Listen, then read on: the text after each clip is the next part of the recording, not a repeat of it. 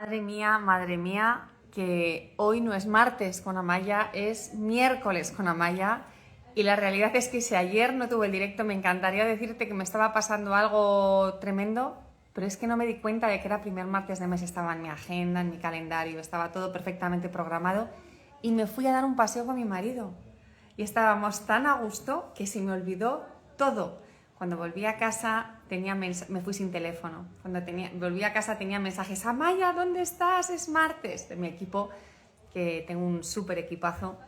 Así que aquí estoy hoy el martes con Amaya de junio de 2025, lo hacemos hoy, miércoles 4 de junio. Me alegro de que estéis aquí y voy a responder a las preguntas que teníamos preparadas para ayer. Son unas cuantas, algunas muy interesantes, espero que te gusten. A veces es bueno que tengáis papel y bolígrafo porque aunque tú no me hayas hecho ninguna pregunta, a lo mejor la respuesta que le doy a esa otra madre, a ese otro padre, te puede ayudar. Así que vamos allá. Alguien nos dice que su hijo de 10 años es explosivo, pero que en realidad los 4 miembros de la familia, el hermano, el padre y la madre, son explosivos, pero el mayor es el que más. Lo llevamos a terapia, pero no fue de gran ayuda y el niño pues no quería ir. Herramientas, por favor. Pues mirad, aquí es muy importante lo que me pregunta esta mamá porque a mí me gusta trabajar mucho la cultura familiar. ¿Cuál es la cultura emocional de tu familia? Piénsalo un segundo. ¿Tienes una cultura emocional de miedo, de confianza, de cercanía, de tensión y hostilidad? ¿Cómo es la cultura emocional de tu familia? Porque ese es el aire que estamos respirando. Si en mi familia hay tensión porque el resto de las personas ponen tensión, es muy difícil que yo empiece a trabajar con uno de esos miembros. Primero tendré que cambiar el ambiente. Si estamos respirando algo que no es lo mejor para nosotros, lo primero que tengo que hacer es sanear el aire que respiro. Y después voy a trabajar tu asma o tu problema respiratorio. Pero primero voy a hacer que el aire sea un aire limpio. Así que yo lo que le tengo que decir a esta familia es, lo primero que yo haría si estuviera en vuestro lugar es comprender que esta no es la familia que queréis tener. Que el ambiente, la cultura emocional que estáis generando en casa no es la idónea ni para los niños ni para vosotros. Y centraros solo en el niño que es más explosivo no va a funcionar hasta que el entorno no sea un entorno equilibrado, respetuoso, armonioso. Va a ser muy difícil empezar a trabajar con las explosiones de este niño. Así que vamos a trabajar el inicio. El inicio es el aire que respiramos, cómo queremos que sea. Y este ambiente lo marcamos los adultos, porque los adultos marcamos la pauta. Por eso en Relájate y Educa yo siempre digo, uno de nuestros mantras es: el cambio empieza en ti. Y a mí esto me parece poderosísimo, porque si mi cambio dependiera de los demás, yo sería una víctima pasiva de lo que los demás decidieran. En cambio, si sé que el cambio empieza en mí, yo puedo actuar y tomar las riendas dentro de mis circunstancias, que las circunstancias de cada uno son limitantes, las circunstancias nos limitan. Pero lo primero que os diría, las primeras herramientas que necesitáis, yo creo que es una formación sólida para los dos adultos, que sois los pilares de la familia. Cómo vosotros sostengáis la familia va a influir muchísimo en cómo vuestros hijos vivan, cómo se relacionen, cómo se genera esa convivencia. ¿Qué pasa cuando un niño es explosivo? ¿Qué trabajamos en Relájate y Educa? Que tenemos muchísimas familias con niños explosivos, porque en mi casa hay una niña explosiva y soy una experta. Soy una experta por mi propia experiencia vital, pero también por la cantidad de personas que han venido a nosotras con situaciones parecidas a la mía. Bueno, pues lo que hacemos es trabajar siempre al adulto. Vosotros tenéis que tener mucha inteligencia emocional, mucha templanza, mucha contención. ¿Para qué? Para enseñarle a él inteligencia emocional. La inteligencia emocional es como un idioma. Es como hablar en... Cada vez que digo esto, intento elegir un idioma diferente. Es como hablar en suajili. Si yo no sé suajili y quiero que mi hijo conozca el suajili, puedo agarrar un manual de suajili y podemos aprender algunas palabras juntos. Y mi hijo aprenderá algunas palabras. ¡Qué bien! Sabe un poquito de suajili, ¡qué alegría! Pero si lo que quiero es que hable suajili con fluidez, que sea bilingüe o trilingüe, tendré yo que hablar suajili para que ese sea el idioma natural. Si vuestro hijo tiene una dificultad en conocer sus propias emociones, en contenerse, en encontrar su equilibrio, es clave que los adultos tengáis muchísima inteligencia emocional para ser un buen modelo, para conteneros a vosotros mismos. Yo no puedo contener al otro si yo no me contengo. Es imposible, ¿cómo lo voy a hacer? Si yo no me sé contener, ¿cómo voy a contener a la persona que necesita contención, que es mi hijito de solo 10 años? Y para ayudarle en sus dificultades. Si yo conozco muy bien el suajili, le voy a ayudar en sus problemas gramaticales, de vocabulario, de ortografía, de pronunciación.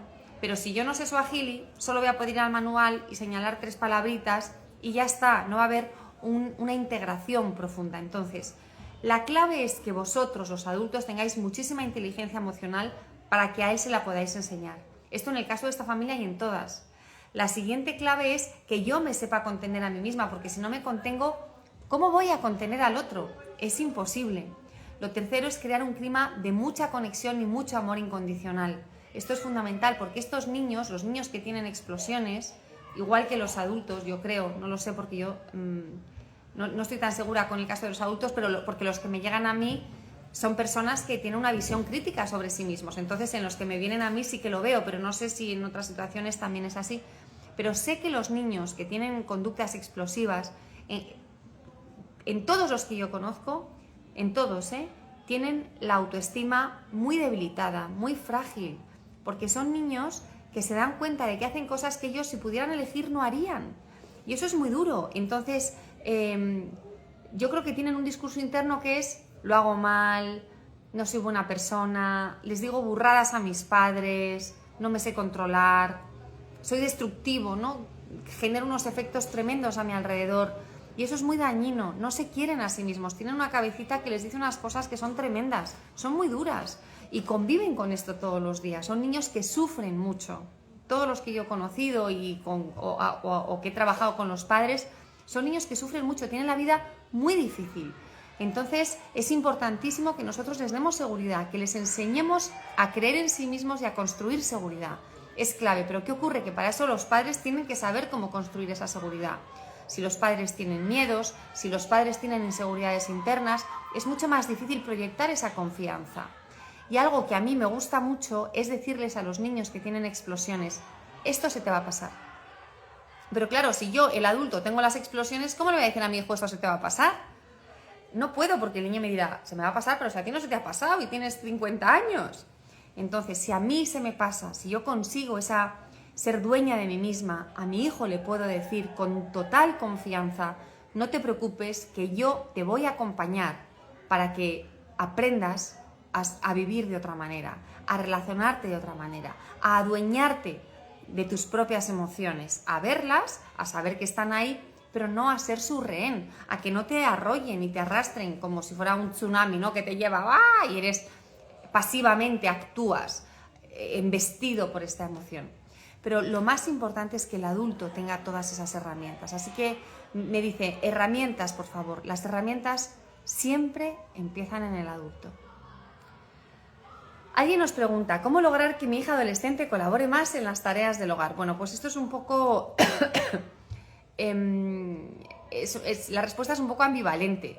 Tiene que colaborar, pero no va a colaborar tanto como cuando tenía 10 años, probablemente. Y esto, bueno, pues lo tenemos que asumir y lo tenemos que aceptar, porque es una etapa, la adolescencia, y en nuestro curso de adolescentes lo trabajamos. Mira, si quieres que tu hija colabore más en las tareas del hogar, vente a nuestro curso que se llama Adolescentes, porque te vamos a enseñar. Pero os doy aquí algunos apuntes. El adolescente tiene un cerebro, pero no tu hija, los míos, yo cuando tenía esa edad, probablemente tú cuando tenías esa edad. Esto es una cosa de nuestro desarrollo.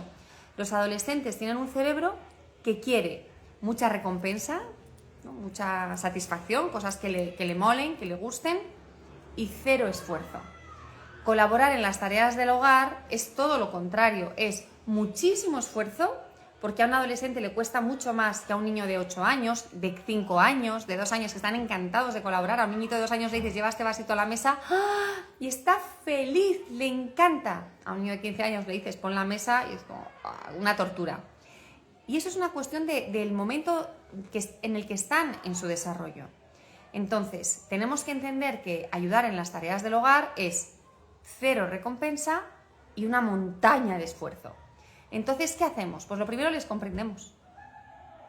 Probablemente a mí me pasó, aunque se me haya olvidado, probablemente al otro le pasó, aunque se le haya olvidado. Es un poco lo que toca en este momento.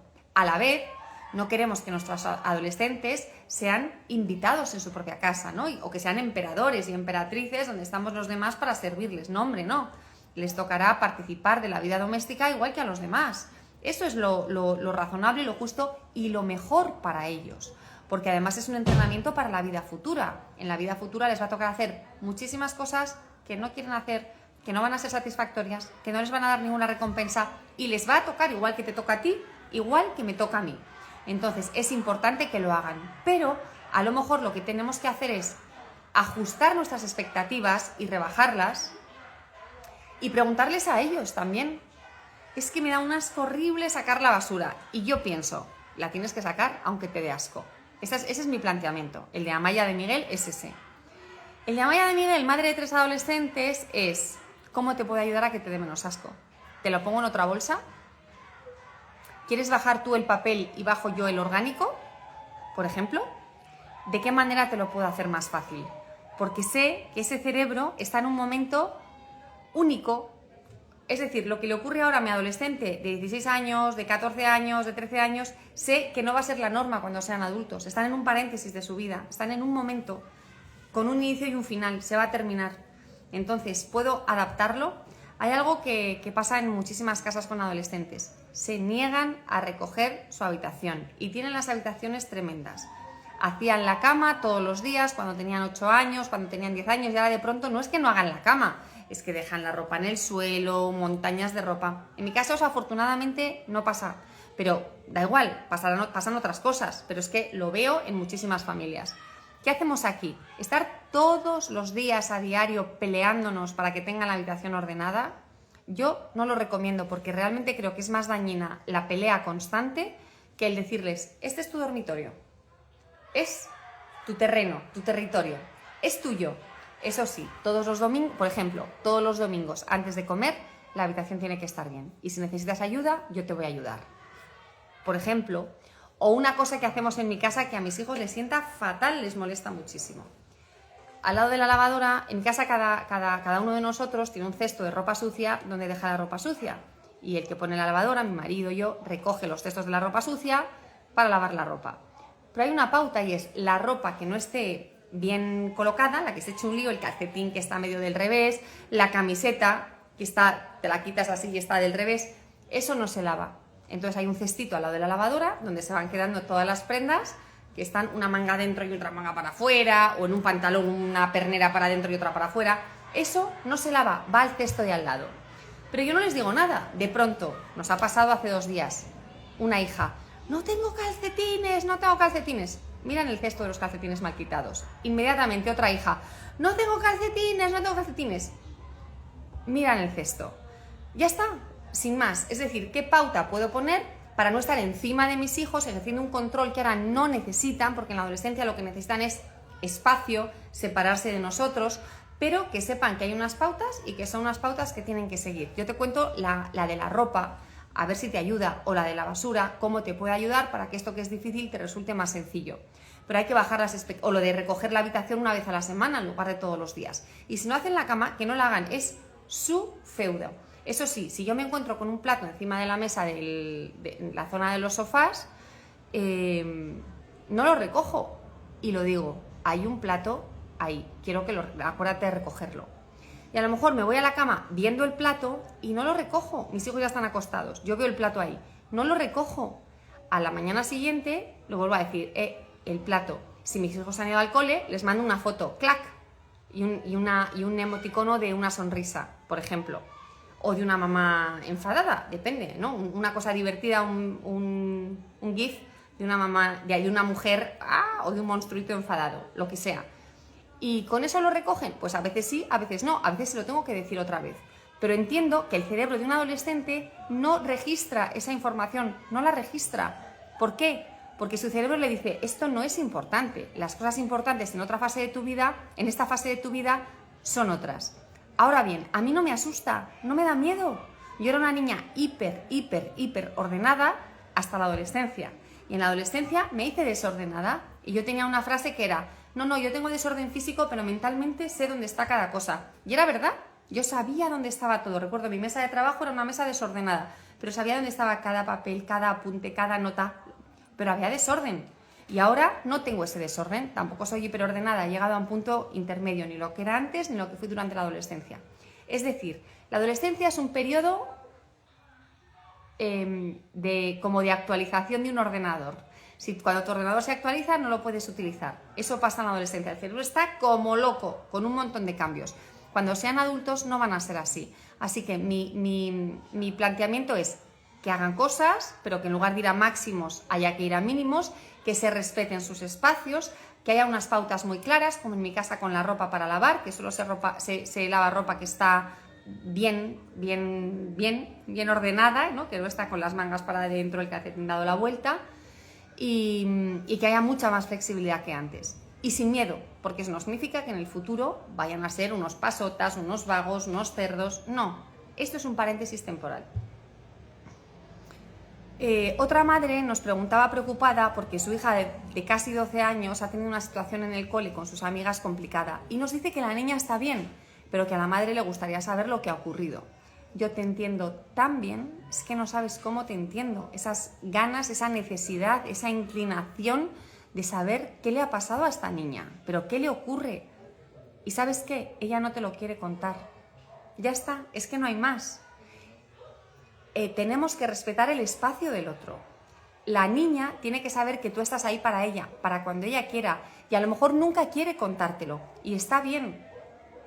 Hay niños muy comunicativos, hay niños que piden mucha ayuda en lo emocional, y personas, y adultos, y hay personas que lo procesan ellas y que no quieren compartirlo. Y eso hay que respetarlo, porque hay una cosa que es clave, y es que la vida de nuestros hijos es de ellos, y ellos eligen cómo vivirla. Yo les voy a guiar, les voy a apoyar, quiero que sepan que estoy ahí para ellos, pero no les puedo forzar a que me cuenten qué les ha pasado con las amigas del cole. Hay una cosa que a mí me funciona, y es hablar con otras madres y otros padres. Cuando creo que algo está ocurriendo realmente que está haciendo daño, bien porque sea mi hija la que está a lo mejor provocando el daño a otra persona, o porque sea mi hija la que está recibiendo el daño en esas dinámicas entre amigas, yo lo que hago a veces es llamar a las otras madres y preguntar, ¿qué está pasando? ¿Sabéis lo que está pasando? Porque una de mis hijas tampoco cuenta mucho. ¿Sabéis lo que está pasando?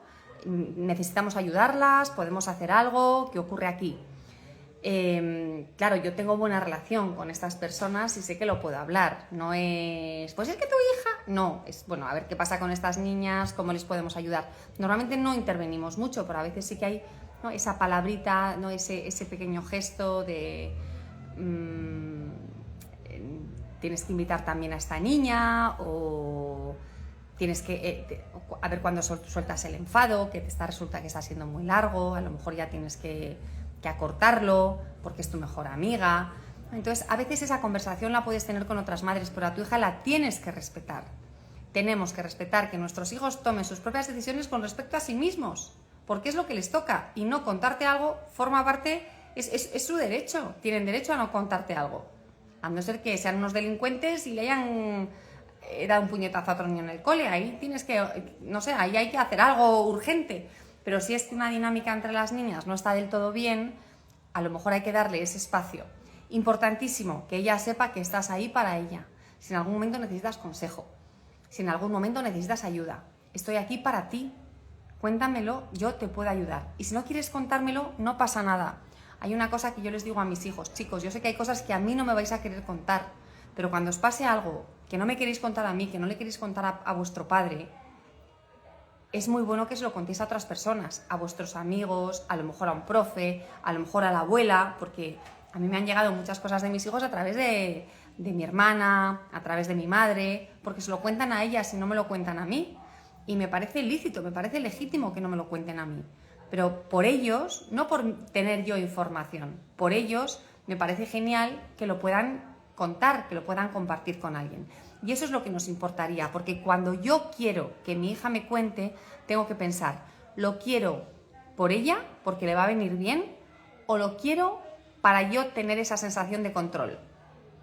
Porque la maternidad, la paternidad, no tienen que ser mecanismos de control. Cuando son chiquitines sí, pero a medida que van creciendo y ya en el umbral de los 12 cada vez menos, el control lo tenemos que soltar.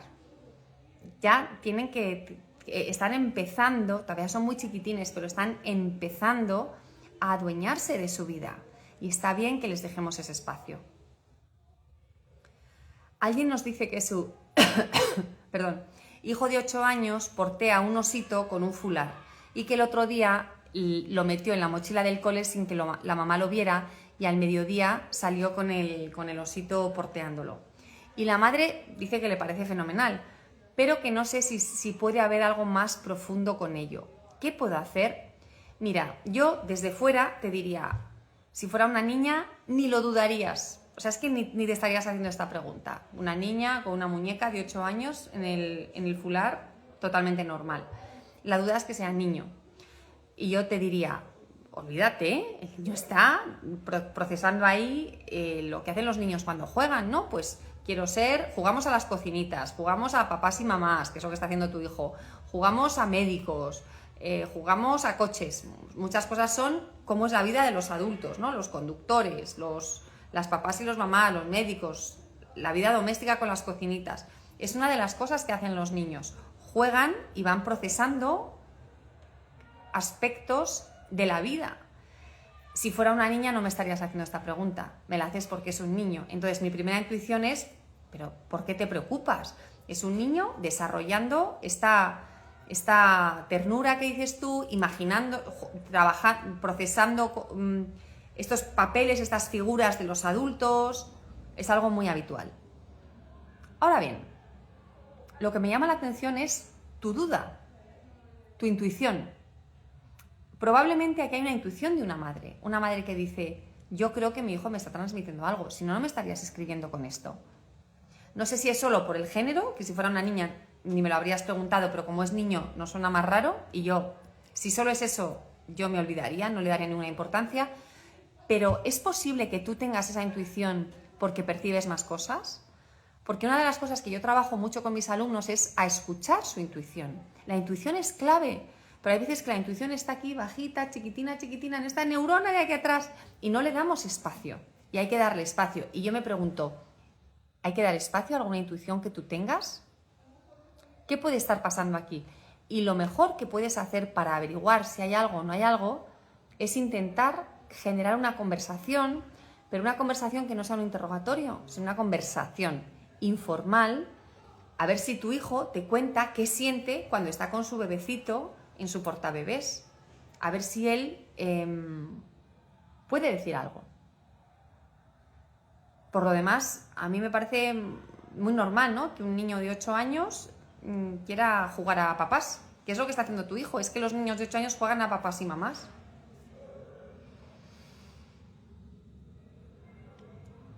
María López nos dice, ¿cómo puedo mantener la calma ante situaciones de estrés con los niños o mucho cansancio acumulado? María, esto es el trabajo que nosotras hacemos durante meses con nuestros alumnos, porque no es fácil.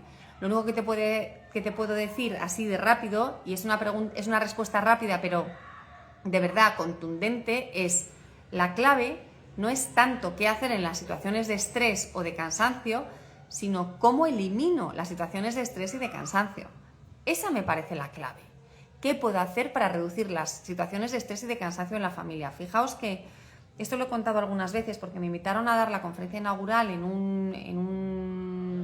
una institución educativa en la Comunidad de Madrid, en la Consejería de Educación, y yo impartí mi conferencia, pero luego había varios psicólogos, estuvo muy bien. Una de las psicólogas dijo que las prisas eran una forma de maltrato con niños. A mí me impactó que dijera esto, pero a la vez yo llevaba años, porque es algo que hago y que en nuestros cursos lo trabajamos, enseñando a madres y padres a no proyectar estas prisas en los niños, porque llevamos a los niños con unos niveles de estrés altísimos. Venga, vamos, corre, llegamos tarde, tirando de ellos.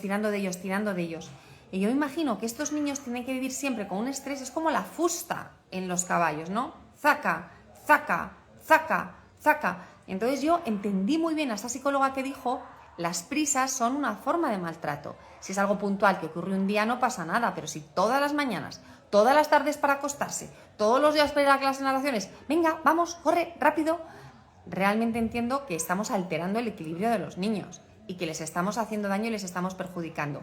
Nosotras ayudamos a familias para que este estrés se reduzca. Y una de las cosas que puedes hacer es cambiar vuestros horarios, reducir extraescolares, acostarles antes para que no haya cansancio al final del día. Y otra cosa que puedes hacer también es que los espacios de prisas, como por ejemplo la mañana, voy a poneros un ejemplo claro. Yo siempre digo que en el mundo ideal, que ha sido mi mundo, yo lo he conseguido y muchos alumnos míos lo consiguen, o sea que es ideal pero no tanto. Es un mundo ideal pero en muchos casos se puede alcanzar. Los niños se despiertan sin que nadie les despierte. Duermen las horas que tienen que dormir y se despiertan pronto.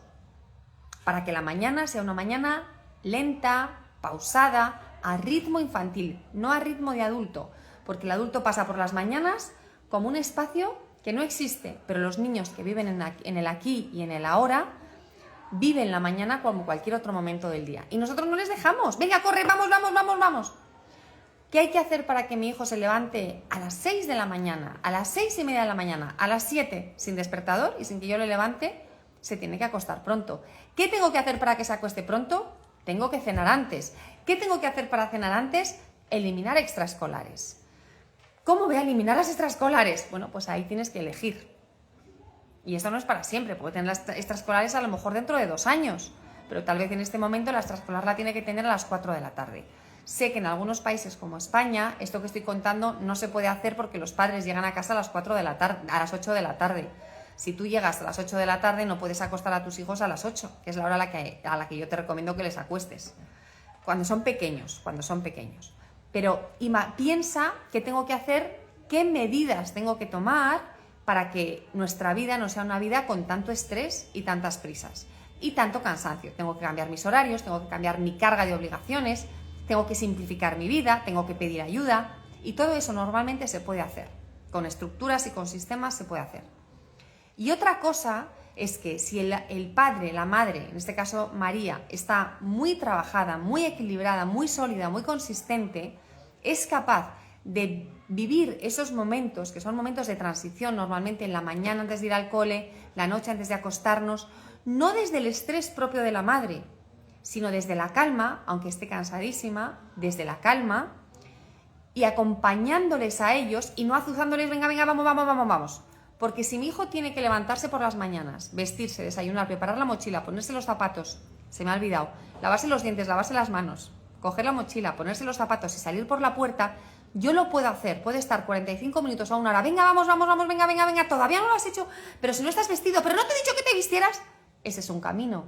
Y hay otro camino que es, desde mi templanza, desde mi serenidad, desde yo siendo dueña de mí misma, le voy guiando con presencia, no dejándole solo, con presencia, y a lo mejor uso canciones, si son pequeños, a lo mejor uso juegos. Ahora nos vestimos como un espejo. Venga, el calcetín del pie izquierdo, ¿preparado? ¿Listo? Ya. Pum, un calcetín. Ahora el del otro pie, ¿preparado? ¿Listo? Ya. Espera, espera, que yo todavía no estoy. Tenemos que hacerlo a la vez, porque somos un espejo. Pum. Y tu hijo se va a vestir más rápido así que si le dejas solo mientras tú preparas el desayuno.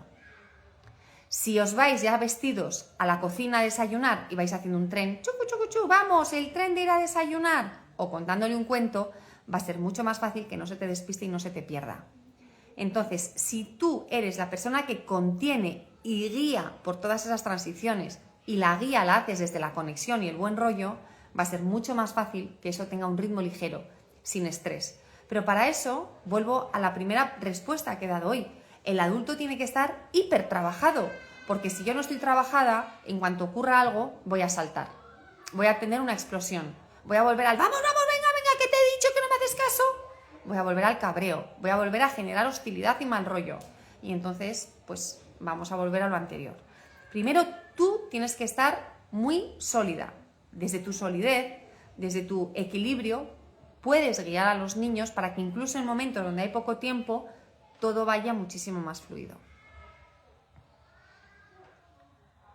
Emilia me dice, ¿qué libro recomiendas para niños de 4 y 9 años? Mira, en mi casa se ha leído tanto que yo no puedo recomendar, pero hoy no sé qué me pasa, que estoy valiente y os voy a decir una cosa que Dios me perdone.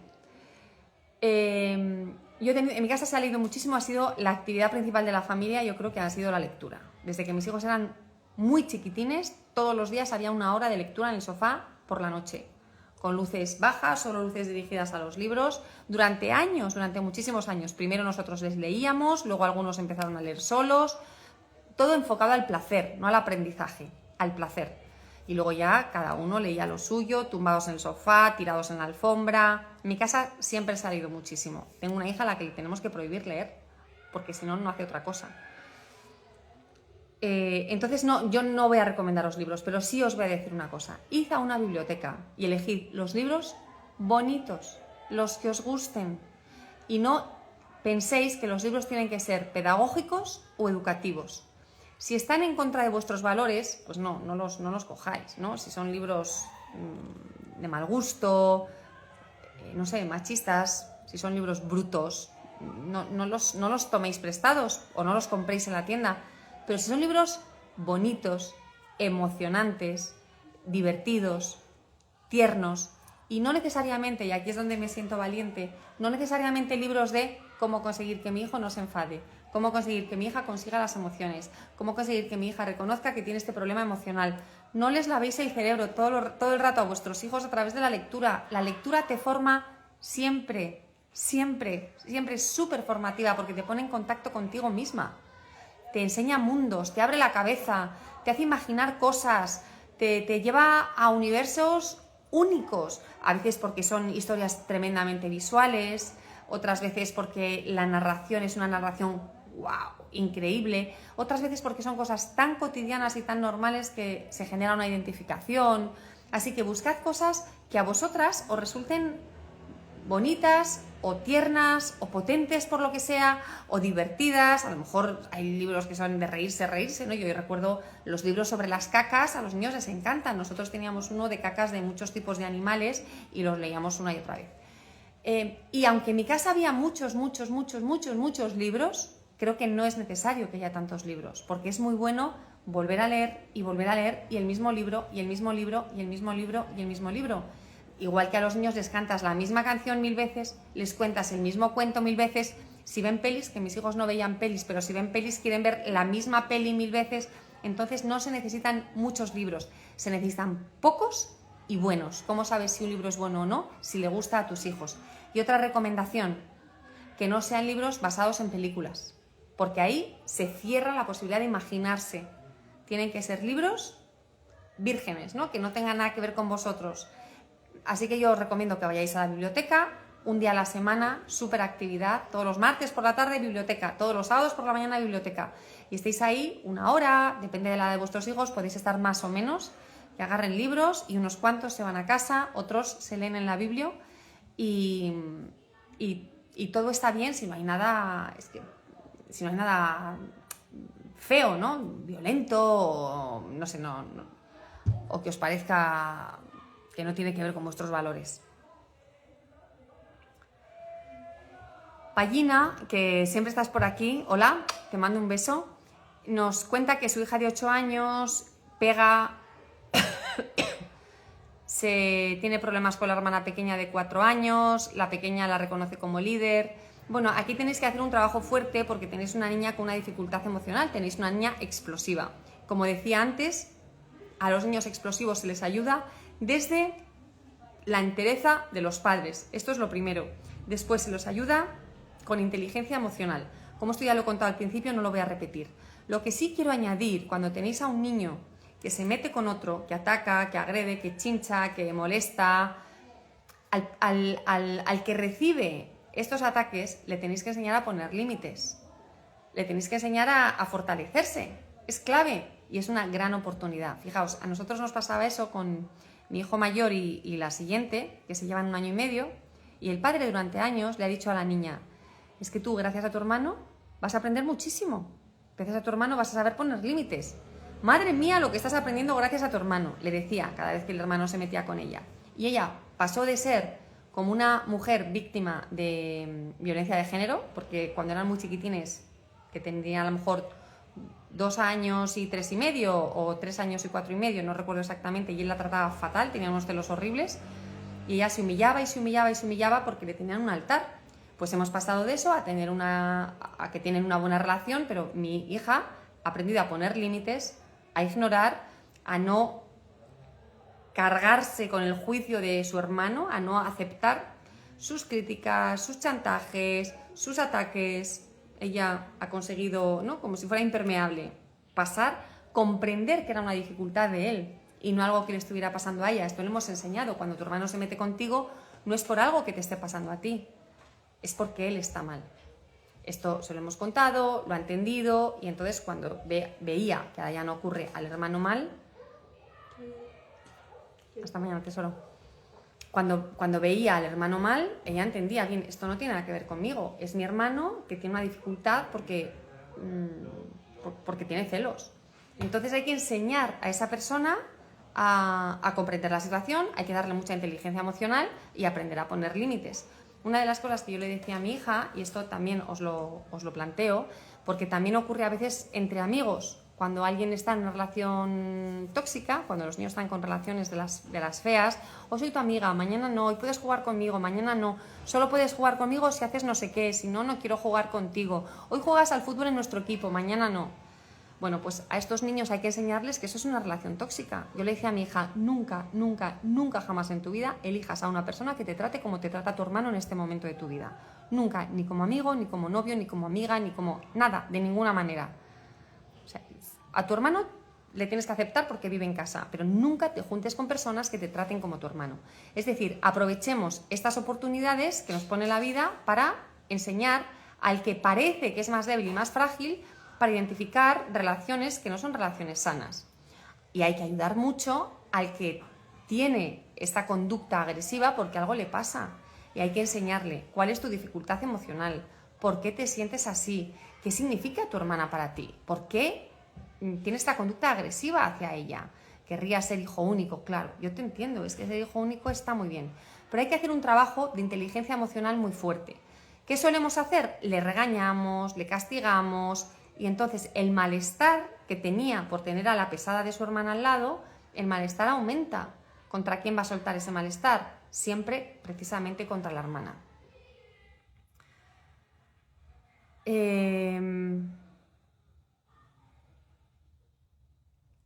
June Carreras nos dice que tiene 2 hijos chiquitines de 3 y 5 años y que a veces empiezan a jugar y empiezan a jugar muy bien y luego la cosa boom, boom, boom, boom, se va y se descontrolan completamente.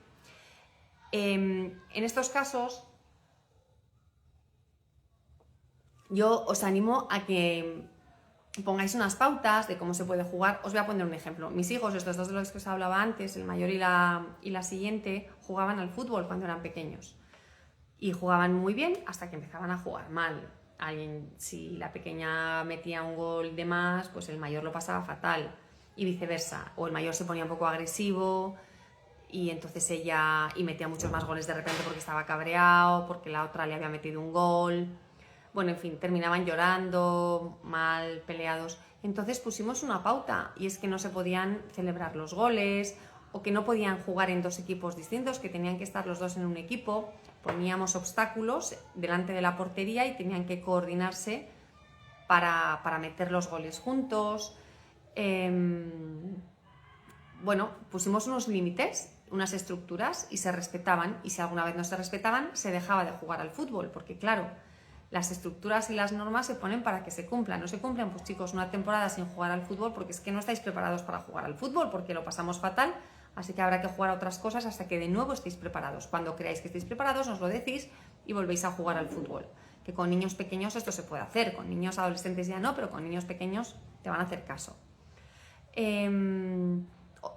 También les podéis avisar, chicos, cuando jugáis a tal cosa, al principio estáis muy bien, pero hay un momento en el que nos ponemos mal y terminamos con lloros, con peleas. Entonces a lo mejor lo que tenemos que hacer es, los papás vamos a intervenir, decirles, los papás vamos a intervenir, vamos a pararlo en cuanto veamos que la cosa se pone mal. Y en ese momento hay que separarse. Si es justo antes de acostarse, pues muchas veces esto es porque no se quieren acostar, porque no quieren ir al cole al día siguiente, y en muchos casos porque es tarde, porque les acostamos tarde. Entonces, en lugar de estar en su momento natural de acostarse, están ya haciendo que la energía les suba para mantenerse despiertos. Si les acostáis antes con un ritmo muy tranquilo, muy pausado, o sea, las actividades anteriores son actividades muy tranquilas, muy pausadas. Por ejemplo, en mi casa era la lectura siempre una horita, ¿no? Que nos dejaba todos como la seda, sin luces grandes o las luces enfocadas en los libros, y luego nos los llevábamos en brazos a la camita, ¿no? Ya como si estuvieran ya casi en el capullito, o les llevábamos de la mano contándoles ya una historia bonita. Ya tenían el pijama desde mucho antes, no tenían que hacer ningún esfuerzo, tenían el pijama, los dientes lavados, solo tenían que hacer pis, irse a la cama, ¿no? Era ya todo con mucha suavidad, esa transición era mucho más fácil. Así que a lo mejor lo que tenéis que pensar es qué tenemos que cambiar en nuestro momento de irnos a la cama, porque si muchas veces es en esa franja, lo que tenéis que hacer no es tanto gestionar la relación entre los niños, sino gestionar esa franja del día en la que algo está pasando que hace que los niños se resistan.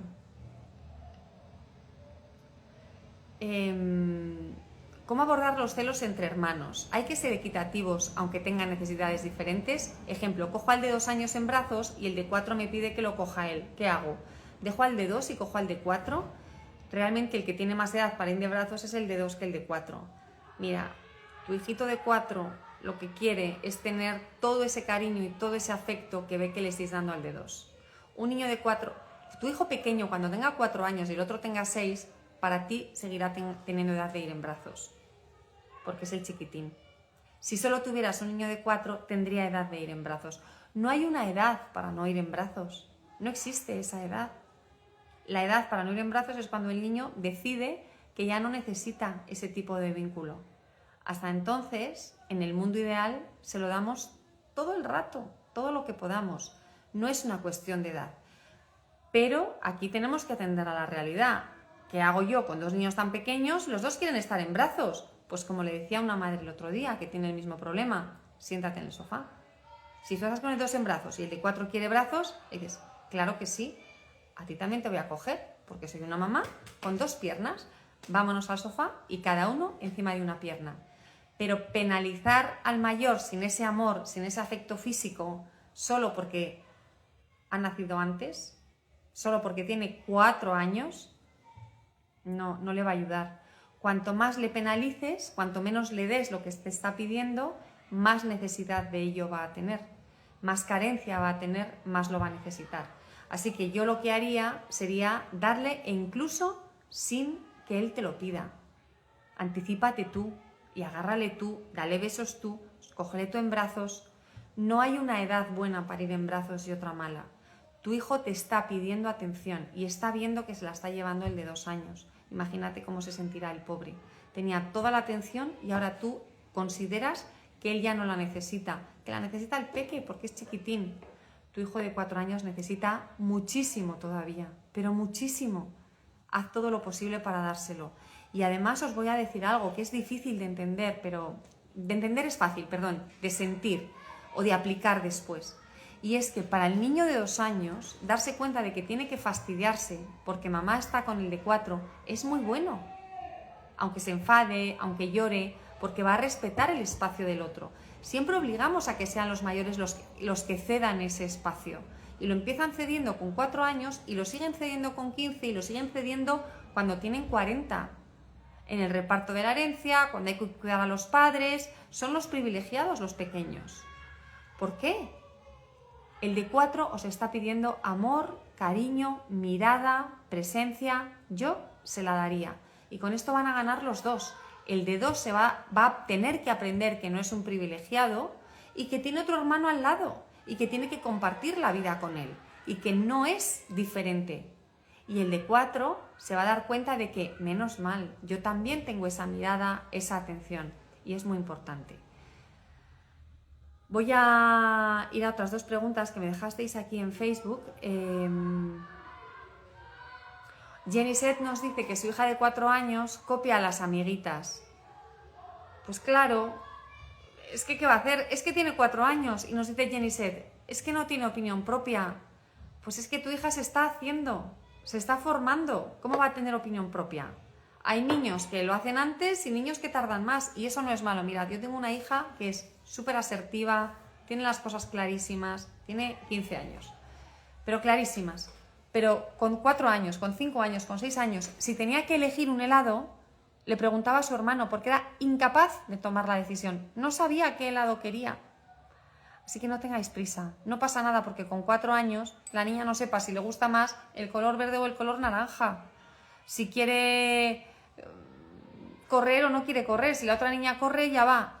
Para mí, lo que eso significa es que es una niña con mucha empatía, porque tiene mucha capacidad de mirarse en el otro, y muy sociable, porque lo que quiere es conectar. Conectamos haciendo lo que hacen los demás, ¿no? Ese es el grupo. El grupo es todos hacemos lo mismo. Pasa con los adolescentes. Todos nos vestimos igual, todos usamos el mismo lenguaje, todos usamos el mismo lenguaje corporal también. Y tu hijita ya lo tiene con 4 años. ¡Qué maravilla! Jeniset, no te preocupes en absoluto. No hay nada malo en eso. Y déjala vivir. Que a veces les miramos demasiado. ¿Estará bien? ¿Estará mal? Bueno, y Angélica nos pregunta que cómo puede hacer que su hijo haga los deberes él solo sin estar ella detrás. Angélica, es que no sé qué edad tiene tu hijo, pero a veces os digo, ¿qué pasaría si no estuvieras detrás? ¿Los haría o no los haría? No, no los haría. Y si no los hace, ¿qué pasaría? ¿Qué es lo peor que puede pasar? Pues que el profe le llame la atención, ¿no? ¿Y qué pasa si el profe le llama la atención? ¿Va a reaccionar el niño? Porque es que, claro, yo no sé si este niño tiene 7 años o si tiene 17. Entonces no sé muy bien cómo ayudarte, porque normalmente los niños pequeños, cuando el profe les llama la atención 3 días, hacen un clic y empiezan a intentar hacer los deberes. Eso es lo más habitual, no en todos los casos, pero es lo más habitual. Hay una opción que yo os animo a que hagáis y es no estar sentados con ellos haciendo los deberes, pero sí que lo hagan en un lugar público de la casa, en la cocina, a lo mejor en el salón, y tú estás presente. No con el móvil, no con música, no con ruido, no charlando con el hermano, sino como si fuera una biblioteca. Tú estás ahí, no estás haciendo la suma. De nuevo, como no sé la edad es difícil, no estás haciendo la suma, pero estás ahí, estás a su lado y si te necesita, te va a preguntar. Para mí la clave con los niños es enseñarles a organizarse, a priorizar, a estructurar el tiempo y si es necesario enseñarles a estudiar, más que hacer las cosas con ellos. Estos padres que corrigen las sumas, que corrigen la ortografía para que los niños lleven los deberes impecables a casa, yo creo que no les hacéis ningún favor, porque el profe no sabe en qué nivel están vuestros hijos y no les puede ayudar. Y esa labor es una labor del profe. No pasa nada porque el niño vaya con un cuaderno con errores a clase. No importa, ese es el aprendizaje. Bueno, pues voy a ver si hay alguna otra pregunta por aquí.